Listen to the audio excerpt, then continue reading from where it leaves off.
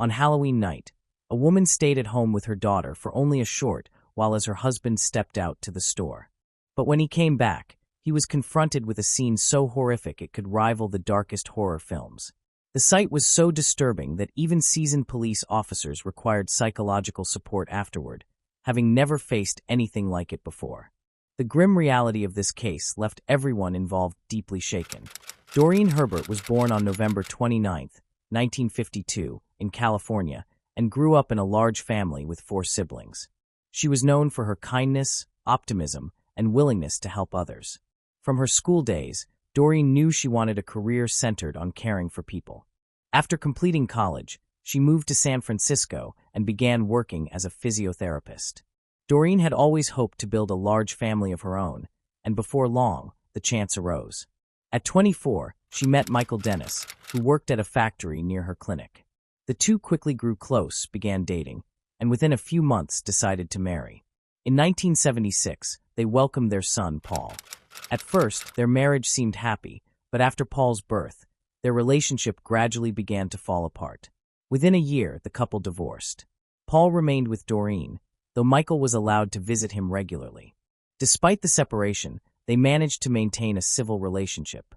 About a year later, Doreen met another man, Charles. Their relationship blossomed, and soon they married and relocated to San Jose, settling into a quiet suburban neighborhood. In 1979, their daughter, Diana, was born. Like Doreen, Charles shared the dream of raising a large family. Charles lovingly raised Paul as his own and was overjoyed when their daughter was born. But in February 1984, tragedy struck. Young Paul managed to climb over the fence surrounding their pool and fell into the water. Doreen, who was home at the time, realized what had happened too late.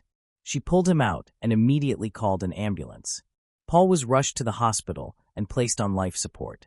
After 10 days, doctors determined there was no hope of recovery and made the difficult decision to disconnect him from the machine. Doreen was shattered and overwhelmed with guilt, even though the police investigation confirmed it wasn't her fault. Despite the heartbreak, she found the strength to go on, with her little daughter giving her comfort and helping her cope with the loss. For years after the heartbreaking loss, the family finally had something to look forward to. Doreen and Charles had long hoped for another child, though 2 previous pregnancies had sadly ended in miscarriage. At last, Doreen became pregnant again, and this time everything progressed smoothly. They were expecting a baby boy, due in early November, just days away from Doreen's scheduled hospital visit.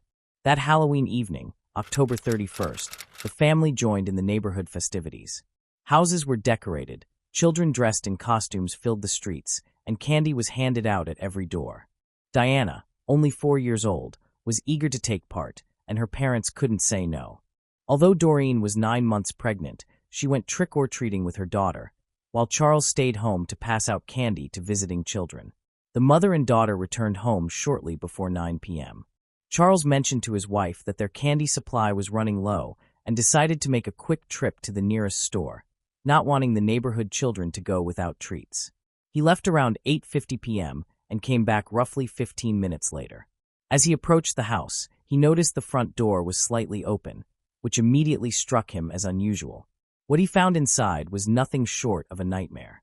Entering the home, Charles discovered Doreen lying on the floor in the hallway, surrounded by a large pool of blood. She showed no signs of life, and he quickly dialed 911. Moments later, he realized the horror was even greater. Inside the living room lay the body of their unborn child. Charles was overcome with shock, unable to process the devastation before him. For a brief moment, Charles wondered if Doreen might have suffered a miscarriage, but the truth was far worse. Lying near the baby's body was a severed human hand, one he instantly recognized as Doreen's. Horrified, he realized an intruder had attacked his family. Terrified for his daughter's safety, he frantically searched the house, fearing she too might have been harmed. The scene was so gruesome that as he ran through the blood-soaked floor, Charles slipped and fell. To his immense relief, he finally found Diana alive, trembling and hiding behind the sofa in the living room. When paramedics arrived, they detected a faint pulse in Doreen and rushed her to the hospital. Sadly, despite their efforts, she died in the ambulance before reaching medical care. The baby also did not survive. In addition to being forcibly removed from Doreen's womb, The infant had suffered multiple wounds from the attacker. Medical examiners determined that Doreen herself had been struck repeatedly with a long, sharp weapon, likely a sword or machete. Meanwhile, police searched the house, which looked more like the set of a gruesome horror film than a family home. The brutality of the scene was so overwhelming that several officers later required psychological counseling. Blood covered the floors, splattered the walls, and even reached the ceiling. Investigators combed through the house, but found no sign of the killer or any useful evidence outside. However, they did discover bloody footprints on the sidewalk, which ended abruptly in the middle of the road, leading them to believe the perpetrator had entered a car and fled. Not long after, officers uncovered another critical piece of evidence on the front lawn, a blood-stained wolf mask. They suspected it might have belonged to the killer, especially since Charles confirmed the family had never owned such a mask. The mask was sent to a lab for analysis, while investigators attempted to speak with Diana. Though the little girl was in deep shock, she was the only eyewitness and could provide vital information. Diana recounted that shortly after her father left for the store, there was a knock at the door. When Doreen opened it, she was confronted by a man wearing a wolf mask and wielding a long blade. He chillingly told her, "I'm going to kill you now." Doreen immediately screamed for her daughter to run, and Diana rushed to hide behind the sofa. Diana couldn't remember anything beyond hiding and then being found by her father. She was also unable to help police identify the attacker, since the man's wolf mask concealed his face. At first, investigators considered Charles a possible suspect. They found it suspicious that his quick trip to the store happened to coincide with the attack, as Doreen was assaulted only minutes after he left. When Charles returned, he had stepped in blood repeatedly, even slipping and falling, which left him covered in it. Police initially thought he might have done this deliberately to explain the stains on his clothes, but detectives soon uncovered several flaws in that theory.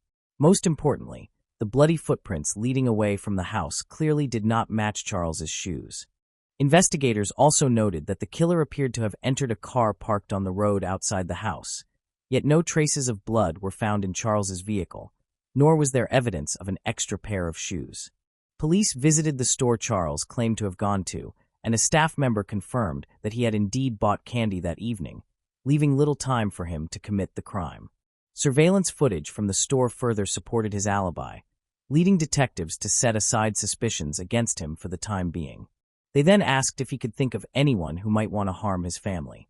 Without hesitation, Charles pointed to Doreen's ex-husband, Michael. While Michael and Doreen had once maintained a civil relationship, Charles explained that everything changed after the drowning death of their son. Michael placed the blame squarely on Doreen, convinced that she had intentionally killed their son to sever ties with him. He even went so far as to file a civil lawsuit against her, attempting to hold her legally responsible for the boy's death, but the case was dismissed. Even during their marriage, Michael had sometimes behaved in unsettling ways. After their son was born, he frequently sank into bouts of depression and withdrew from both Doreen and the child. Doreen believed much of his behavior stemmed from unresolved childhood trauma. From an early age, Michael suffered from hearing problems and had to wear a large, cumbersome hearing aid. At the time, such devices were bulky and conspicuous, which made him a constant target of ridicule from other children. This experience left him deeply introverted, with few friends, and he generally avoided socializing, especially with women. Although meeting Doreen seemed to help Michael move past some of his struggles, he was never able to fully overcome them. This lingering turmoil played a major role in the couple's decision to divorce. After Doreen remarried, Michael grew increasingly resentful, especially over the fact that another man was raising his son. When Paul died, those feelings escalated into deep hatred toward his ex-wife. Around the same time, Michael also lost his longtime job, a blow that further worsened his state of mind. Taking all of this into account, detectives decided to visit his home and question him. While Charles's suspicions alone weren't enough to make Michael the prime suspect, the fact that he lived just 2 miles from Doreen's house was reason enough for investigators to check on him immediately. Officers reached Michael's home around midnight and noticed his pickup truck parked near the garage. When they shined a flashlight inside, they spotted what appeared to be blood on the steering wheel and keys. They knocked on the door but got no response. With the lights on inside and the sound of running water audible, they suspected Michael might be destroying evidence or washing blood-stained clothing. They kept knocking until Michael finally answered. He appeared calm, even after being told about his ex-wife's murder. He responded to their questions casually and let the officers inside without hesitation, despite them not having a warrant. Michael claimed he had gone to the store earlier in the day, returned home, and had not left since. He even signed papers granting police voluntary consent to search his house. As Michael reached for the pen to sign the consent form, investigators noticed a deep cut on his right hand. He explained that he had injured himself earlier while carving a Halloween pumpkin, but officers were skeptical. The wound looked fresh, and blood was still seeping from it. While some officers began searching the house, Michael accompanied another upstairs to retrieve his ID from the bedroom. When he reached toward the headboard of the bed, the officer immediately grew suspicious. Why would someone keep identification there? Upon checking, the officer found a holster hanging from the headboard with a loaded gun inside. The weapon was secured, and Michael was escorted downstairs. At the same time, other officers followed a trail of blood droplets that led them to the garage, where they discovered a washing machine and a pile of clothing stained with blood. That was enough grounds for an arrest, and Michael was taken into custody. Afterward, detectives and forensic specialists conducted a more detailed search of his home, looking for evidence that could tie him directly to the murder. Blood analysis would take several days, but in the meantime, investigators uncovered disturbing new findings. One was an empty box for a machete with an 18-inch blade. Medical examiners later confirmed that this type of weapon matched the wounds found on Doreen's body. Even more unsettling, police discovered 2 makeshift coffins inside Michael's house, leading them to suspect they had been prepared for Doreen and Charles. They also found body bags of the kind typically used by medical professionals, items Michael had no legitimate reason to possess. Taken together, the evidence painted a chilling picture.